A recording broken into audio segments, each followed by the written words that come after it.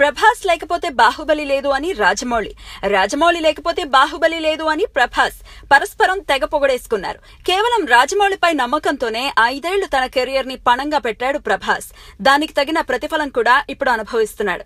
అయితే ఎందుకనో ఈ మధ్య రాజమౌళి మాట ప్రభాస్ వినటం లేదని ఇండస్ట్రీలో గుసగుసలు వినిపిస్తున్నాయి. బాహుబలి 2 విడుదల అనంతరం ఈ టీంతో తనకేమాత్రం సంబంధం లేనట్టు ప్రవర్తిస్తున్నాడట. బాహుబలి 2 విడుదల అనంతరం లండన్ లో ఓ ప్రత్యేక ప్రదర్శన ఏర్పాటు చేసింది బృందం. దానికి ప్రభాస్ కావాలని డుమ్మా కొట్టినట్టు సమాచారం. ముంబైలో కరణ్ జోహార్ ఏర్పాటు చేసిన పార్టీకి ప్రభాస్ రాను అని తెగేసి చెప్పేశాడట. ప్రభాస్ ప్రస్తుతం అమెరికాలో ఉన్నాడు. అక్కడ తన స్నేహితులతో కలిసి విహారయాత్రలో బిజీగా ఉన్నాడని, అసలు బాహుబలి టీం కి ఏమాత్రం టచ్ లో లేడని తెలుస్తోంది.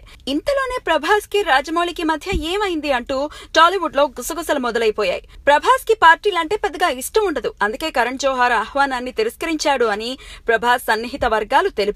మరి లండన్ లో షోకి ఎందుకు డుమ్మా కొట్టినట్టో